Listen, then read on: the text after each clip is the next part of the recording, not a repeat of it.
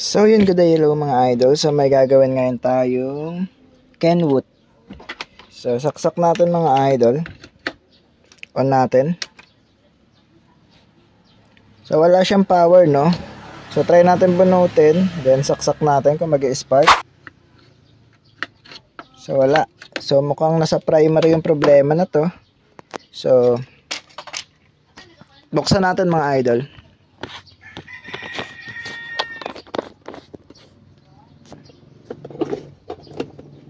So may isa pa pala tong problema. Ang sabi na tumor sa atin, sa pang video okay to, no, kapag tumatagal daw yung picture ay gumagalaw, gumaganon ganon. So isa pa nga ayusin natin yan. Tapos ngayon nawala na daw ng power. So tingnan natin kung anong problema na to.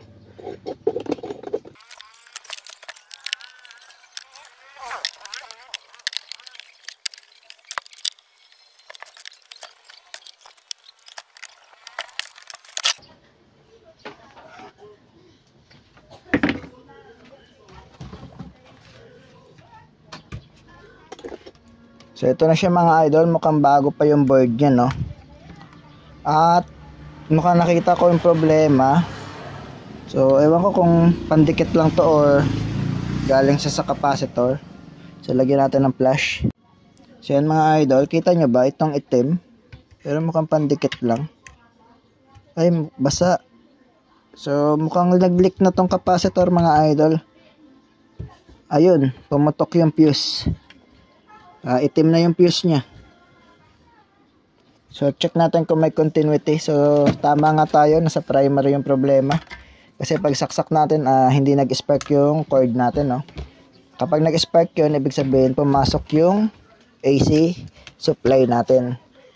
Buzzer lang natin to para makita nyong open yung fuse. Yan.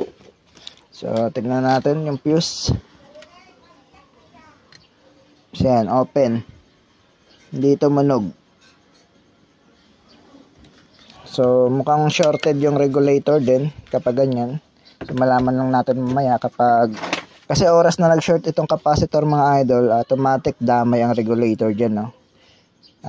Siyempre dahil may die lang to sa loob, maliliit lang yung wire niyan sa loob. So madaling masunog or maputol. So tanggalin lang muna natin mga connection, at least sure na tayo na nasa primary yung problema. Kita na agad natin. So mukhang unang bukas lang to. Wala pang alikabok yung board, so bago pa talaga. Tingnan natin. So yan, unang bukas nga siya. Malinis pa yung likod. So wala pa siyang mga hinang. So gumagalaw rin daw to, so baka lost contact lang yung vertical at or yung jungle, medyo may mga loss. So hinangin lang natin muna. So tapos testing natin kung gumagalaw pa rin siya kapag or pwede rin ito talaga ang dahilan kaya siya gumagalaw. So pasira na yung capacitor niya.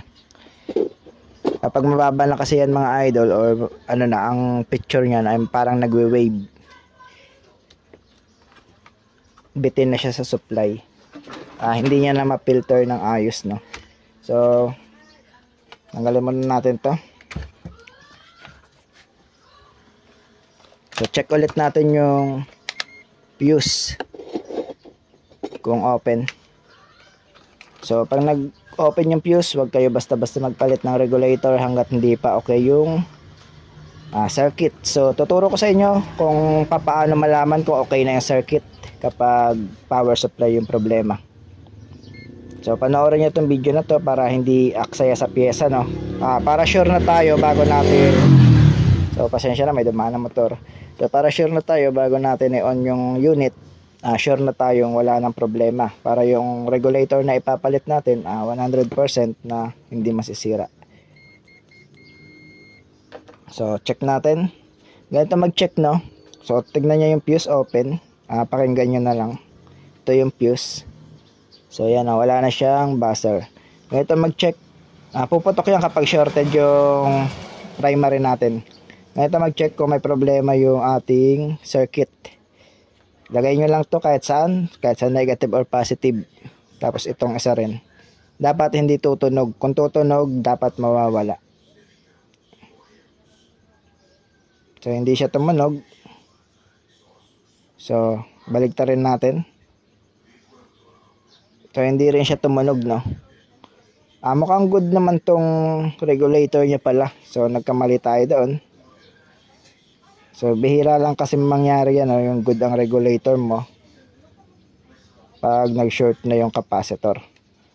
So, mukhang capacitor lang to mga idol. Check natin yung diode. So, lagay na natin to sa diode.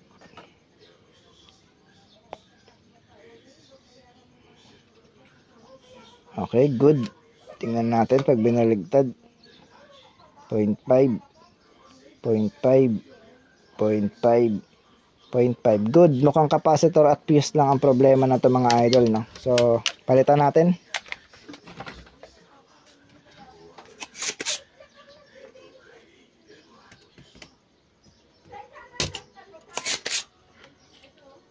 Yun.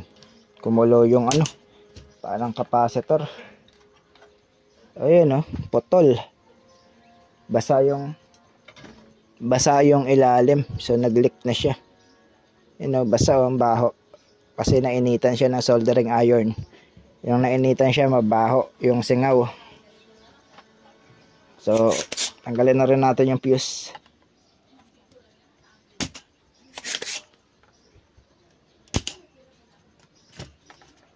So, ganyan lang kadali mag-repair ng ano. So, tapos i-resolder na lang rin natin to kasi ano, magalaw daw yung picture. May nakikita sa mga lost contact tulad na to. Yung paa ng vertical, medyo bumitaw na siya ng yung isang paa. Tapos yung nandito sa jungle, bumitaw na rin ito. Yung sa dulo, bumitaw na siya, no? So, ito lang pangit sa China, yo. Yung tube nyo, matutumba, no? Parang mababali. Angat lang natin.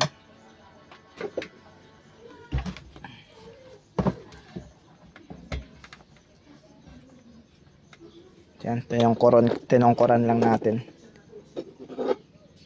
So, naiwan yung isang paa ng capacitor.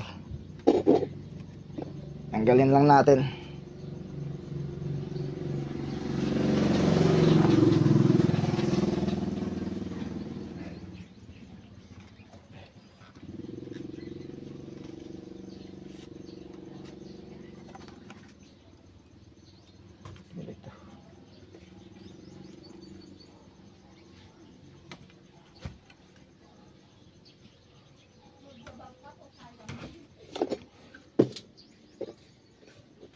So, kailangan natin malinisan yan bago natin kabitan ng panibago kasi basa yan, no? So, yung basa na yan, pwede mag-cause yan para pumutok ulit yung fuse. Para pwede siyang dumalo yung current dyan or yung volts sa basa na yan. So, kailangan natin malinis bago natin palitan. So, linisan ko muna mga idol, cut ko muna yung video. So, ito na mga idol, niresolder ko na rin siya. Para mabilis tayo. Hindi ko na pinakita yung pag-resolder natin, no? So, hanggang dito na-resolder na natin para kasi baka ang issue talaga ay nag-iiba-iba yung kulay, no? Hindi pala gumagalaw yung picture. So, minsan kasi mali-mali rin yung sinasabi ng tuner natin. So, para sure lang tayo. So, na-resolder ko na kasi marami ng lost contact dito sa CRT board. So, yan, nalinis na rin natin. Wala na yung leak na nakakalat sa board. So, ang gawin natin ay palitan na natin tong capacitor. Hanapan ko muna. Tapos yung fuse, palitan na natin. So, ito na mga idol na palitan na natin siya ng capacitor. Tapos fuse. So, yung capacitor, bunot lang sa board. Ang fuse natin yan. Okay lang yan mga idol, no? Kahit malaki yung fuse, at least 3.15 ampere pa rin tayo. So, ito 3.15 ampere. So, maliit lang siya pero 3.15 ampere. So, ito malaki, mahaba pero 3.15 ampere. So, parehas lang yan mga idol, no? So, ito 220 UF. So, bunot lang yun sa board. So, yun dati ay 220 UF din. So, try natin mga idol kung gumagana na ba.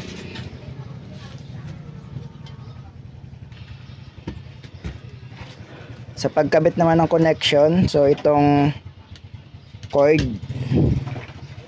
So yung cord malapit lagi sa fuse. So pwede kasi siya dito malagay, no? So parehas lang sila ng terminal. So tandaan nyo, yung cord o yung AC natin galing yan switch, malapit lagi yan sa fuse. Tapos yung degaussing malapit lagi sa thermistor or posistor. Ito yung green. So malapit lagi siya dyan. So siya yung nakalagay dyan. So okay lang kahit baligtaran, kahit pa ganun. Okay lang, no? Kahit baligtaran. Tapos ang speaker, ito malapit sa audio IC. So ito yung audio IC natin. So kahit anong TV, ganun, no? Kung saan malapit, yun yung kanyang ano.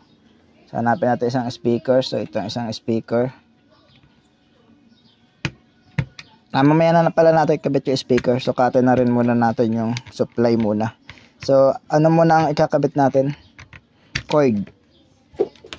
So baka kasi sobra yung supply kaya pumutok.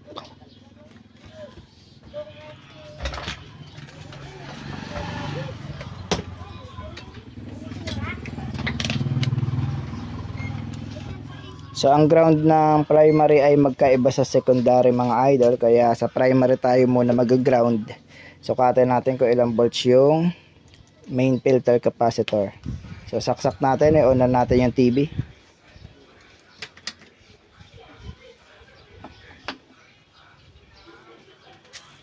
So yan, nag-oscillate na siya. Nag-oscillate na, narinig na natin. So yan, normal naman 330. So tingnan natin yung B+ kung mataas. So pwede na tayo mag-ground sa secondary. So dito na lang. Tapos B+, ito ang B+, pang-apat. 111, so okay lang yan, no? Tingnan natin yung vertical. So ito siya, yung B+. Diyan yan papunta. Ito yung resistor na tatawiran. Papunta dito. So kaya dito tayo nag-test point kanina. So basta okay lang kahit dito rin kayo sa diode mag-test point. Doon din naman yan galing. So dito 28 volts. So 27. Dito ay 11. Dito ay 15. So 16. So okay lang mga idol, na 1 volt lang yung problema. Ay yung diferensya niya. So tingnan natin yung 33 kung kompleto. 5 volts. So ito yung 33. Hindi ata nakita sa camera. So yan. Ito ang AGC niya. So SDA SLC. So tingnan natin yung memory kung 5 volts din. So yan. So meron naman. Tingnan natin kung may 8 volts dito. So meron. Ito pala ay supply to ng jungle, no? At supply rin to ng RGB. So meron din dapat yan dito 8 volts. Baligtad dito sa kabila. So yan.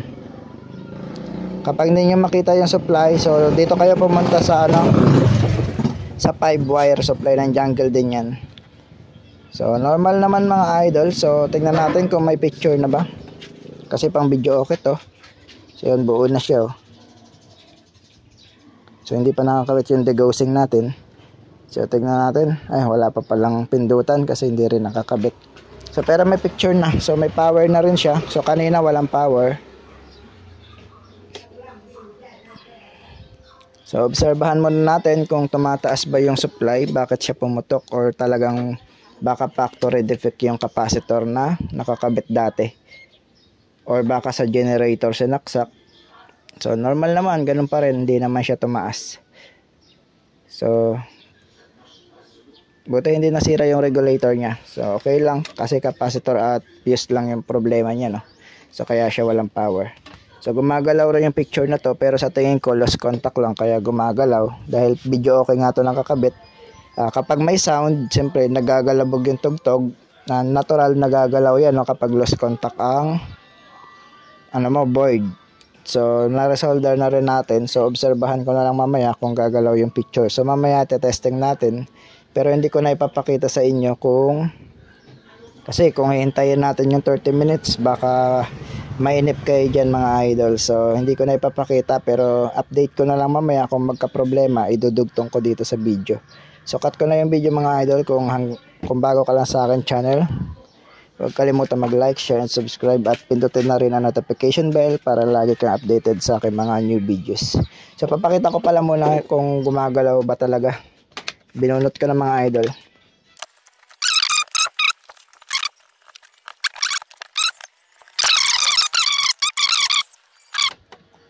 So hindi naman siya gumagalaw. Steady lang naman yung menu. Hindi naman gumaganon, no? So mukhang sa signal lang yon. Mukhang lost contact lang talaga.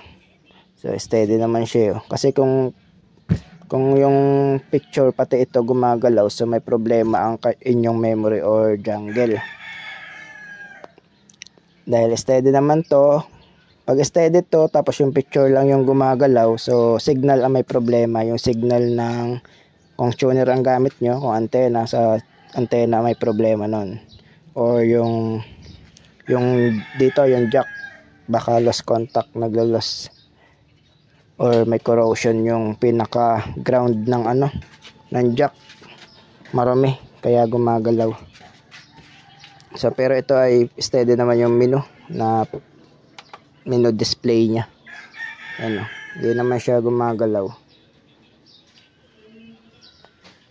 So hanggang dito na lang mga idol, subscribe kayo.